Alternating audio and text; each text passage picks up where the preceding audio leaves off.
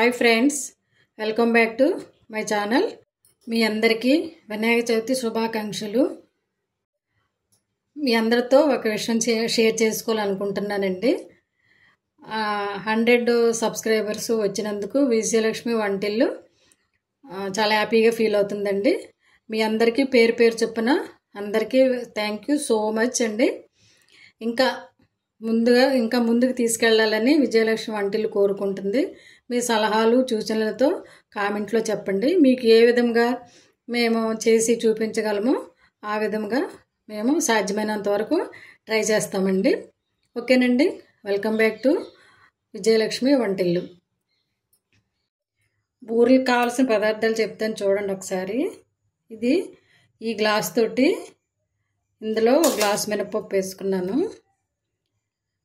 ఈ గ్లాస్తోనే 2 గ్లాసులు రేషన్ బియ్యం వేసుకోవాలి. ఓకేనండి. అలాగే శనగపప్పు 1 గ్లాసు, బెల్లం స్వీటు తినేదాన్ని బట్టి బెల్లం వేసుకోవాలి, యాలకుల పౌడర్.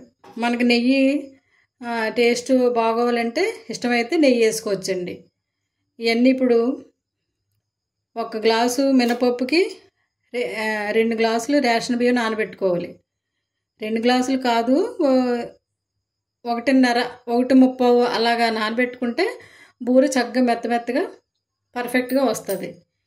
ఓకేనండి. ఇప్పుడు ఇవన్నీ నానబెట్టుకుందాం. ఇది ఒక 4 గంటల ముందు నానబెట్టుకోవాలి. మినపప్పును రైసును 1 గంట ఆగిన తర్వాత శనగపప్పు నానబెట్టుకోవాలి. ఒక హాఫ్ అన్ అవర్ నానిన తర్వాత అప్పుడు ఉడకబెట్టుకోవాలి. ఓకేనండి. ఇప్పుడు నానబెట్టుకుందాం పప్పును బియ్యము. మినపప్పు ఈ గ్లాస్ తోటి తీసుకున్నానండి. అలాగే బియ్యం కూడా 1 గ్లాస్ పోసి 1.25 అలా పోసాను. ఎందుకంటే బియ్యం ఎక్కువైతే బూరి పైన ఆ తొక్క కొంచెం మందంగా వస్తుంది. అందుకని నేను అలా తీసుకున్నానండి. మీకు ఫుల్గా ఇష్టమైతే అలాగే వేసుకోవచ్చు. ఓకేనండి. ఇప్పుడు 2 కలిపి గ్రైండ్ వేసుకుందాం. పప్పు కడిగి శనగపప్పు ఇది ఒక అరగంట 1 గంట నానబెట్టుకోవాలి. ఓకేనా. ఇప్పుడు పప్పును బియ్యము గ్రైండ్ వేసుకుందాం. పప్పు గ్రైండ్ వేసుకుందామండి.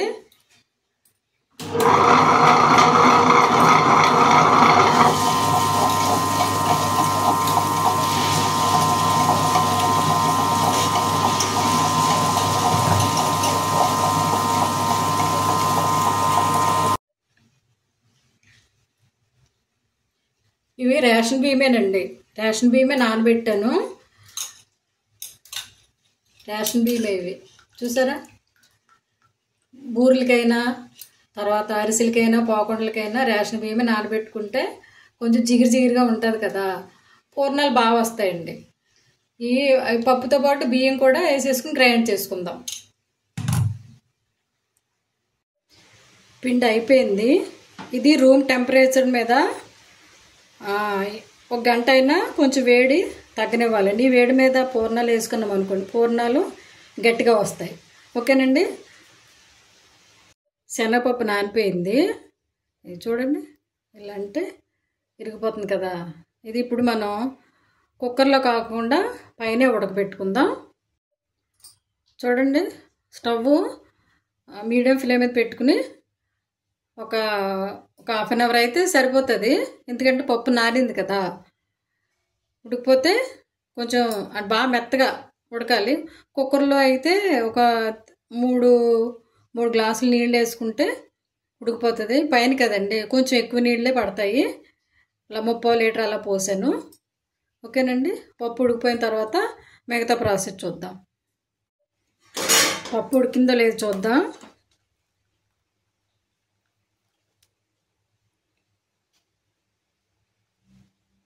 ఇదిగోండి, ఇంత మెత్తగా ఉడకాలి. ఇప్పుడు ఈ నీళ్లు స్ట్రైనర్లో తీసుకుని వాష్ చేసుకుందాం.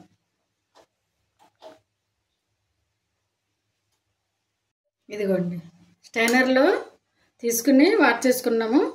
ఆ నీళ్ళు చూసారు ఎలా దిగిపోయినాయో.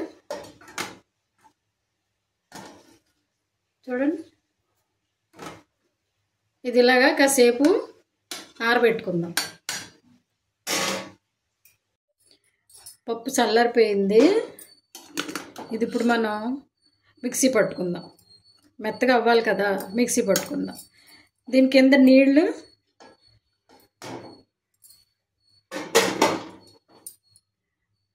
చూసారా, ఇది రసానికి దేనికైనా వాడుకోవచ్చు, అంతేగాని వేస్ట్ చేయకూడదు. ఓకేనండి. ముందుగా బెల్లం కరగ తీసుకుందాం. బెల్లం ఇదిగో ఈ గ్లాస్తో తీసుకున్నాను. పప్పు కూడా మొత్తం కొలతలన్నీ మినపప్పు, బియ్యం, ఇది బెల్లం, శనగపప్పు అన్నీ కూడా ఈ గ్లాస్తో ఈ మెజర్మెంట్తో తీసుకున్నానండి. ఇప్పుడు ఇది కరగ తీసుకుందాం. కొద్ది వాటర్ పోసుకుని కరగ తీసుకుందాం. స్వీట్ ఎక్కువ తింటే కొంచెం స్వీట్ ఎక్కువ వేసుకోవచ్చు. బెల్లం వల్ల ప్రాబ్లం ఏమీ లేదండి, చక్కగా ఐరన్ కదా, బాగుంటుంది. ఇప్పుడు ఇది స్టవ్ వెలిగించుకుని బెల్లం కరగ తీసుకుందాం. స్టవ్ వెలిగించుకుని బెల్లం పెట్టుకున్నాం కదా, ఇందులో కొంచెం నీళ్ళు పోసుకుందాం.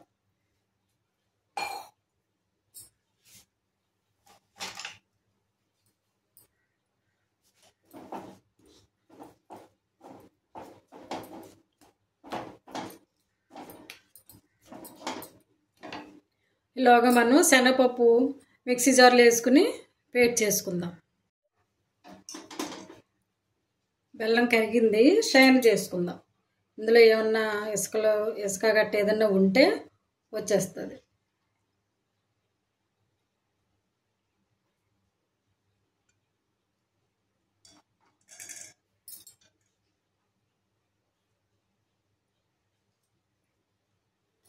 చూడండి ఎంత డస్ట్ ఉందో. ఓకేనా. ఇప్పుడు మళ్ళీ కళాయి పెట్టుకుందాం. వడకట్టుకున్నాం కదా, అది పోసేసుకుందాం. పాకం ఏమి రావసరం లేదండి.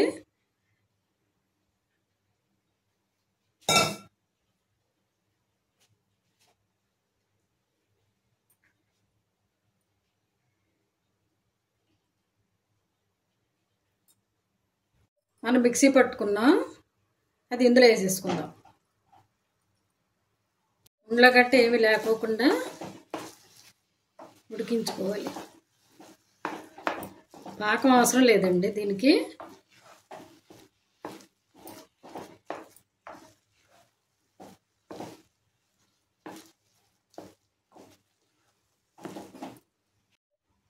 ఇప్పుడు ఇలా ఉండగా ఇది కూడా ఒక స్పూన్ నెయ్యి,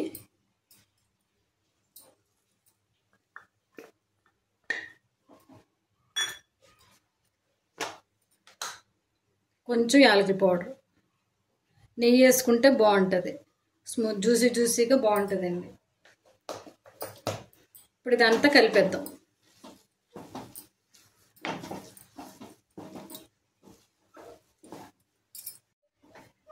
ఇది ఇలా ఉన్నటప్పుడు స్టవ్ ఆఫ్ చేసేసుకుని కొంచెం చల్లారనిస్తే ఇంకొంచెం గట్టిపడుతుంది. ఓకేనండి. తర్వాత ఉండలు చేసుకుని పూర్ణాలు వేసుకుంటామే. ఇది చల్లారిపోయిందండి. ఇలా చక్కగా ఈ మాత్రం సైజు ఉండలు చుట్టుకుని పక్కన పెట్టుకుందాం. ఇదిగోండి ఉండలు అయితే చుట్టేసుకున్నాను. ఇప్పుడు పిండిని రెడీ చేసుకుందాం. ఓకేనా. ఇందులో కొంచెం పంచదార వేసుకుందాం, పైన తోపు చప్పగా లేకుండా. అలాగే కొంచెం సాల్ట్. ఇప్పుడు ఇది బాగా మిక్స్ చేసుకుందాం. ఇంకా మనకి కొద్ది నీళ్లు పడతాయి, కొంచెం జోరు చేసుకుందాం. లూజ్గా ఉండాలి కదా బూరెలకి, అందుకని కొంచెం లూజ్ చేసుకుందాం. పిండి కలిపేసాను, ఇలా ఉంటే సరిపోతుంది. ఓకేనండి. ఇప్పుడు స్టవ్ వెలిగించుకుని కళాయి పెట్టుకుని ఆయిల్ పోసుకుందాం. ఆయిల్ బాగా కాగాలి. ఓకేనండి. ఆయిల్ పెట్టుకుందాం. కళాయి వేడైంది. ఆయిల్ పోసుకుందాం. ఇప్పుడు బూర్లకి సరిపడగా వేపించుకుంటానికి సరిపడగా ఆయిల్ పోసుకుందాం. ఆయిల్ కాగింది. బూర్లు వేసుకుందాం.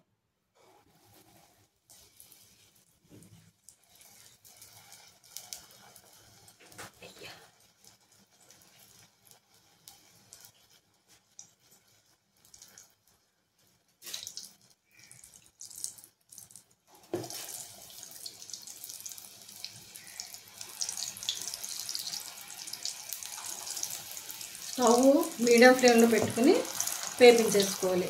చేత్తో వేయటం రానళ్ళు స్పూన్తో ట్రై చేయొచ్చు, అది కూడా చూపిస్తాను. చూడండి, బూర్లు అసలే పూర్ణ బయటికి రాలేదు.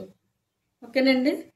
ఇలాగ చక్కగా చేసుకుని వేసుకుంటే అన్నీ పర్ఫెక్ట్గా ఉంటాయి. ఓకేనండి. ఇప్పుడు స్పూన్తో ఎలా వేసుకోవాలో చూపిస్తాను. కొత్తగా పెళ్ళైన వాళ్ళు ఉంటారు కదా, వాళ్ళు ఇలా వేసేసుకోవచ్చు, చేతితోటి కాకుండా.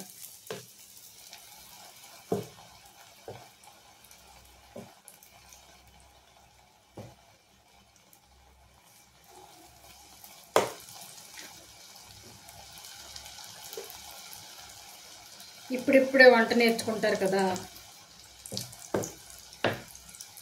అలాంటి వాళ్ళు ఇలా వేసేసుకోవచ్చు స్పూన్ తోటి ఈజీగా. ఓకేనండి. స్టవ్ మీడియం ఫ్లేమ్లో పెట్టుకుని స్లోగా వేయించుకోవాలి, కంగారు లేకుండా చక్కగా. అప్పుడు బాగా వస్తాయి.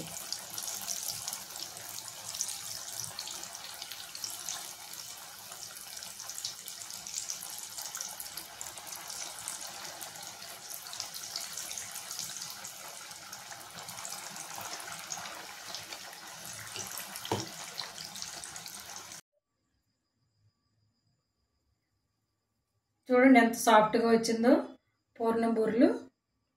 ఓకేనండి. మీరు కూడా ఇలా చేసుకుని వినాయక చవితిని హ్యాపీగా ఎంజాయ్ చేయండి. ఓకేనండి. ఈ వీడియో కనుక మీకు నచ్చితే లైక్ చేయండి, షేర్ చేయండి, సబ్స్క్రైబ్ చేయండి. ఓకేనండి. Thank you for watching. Bye.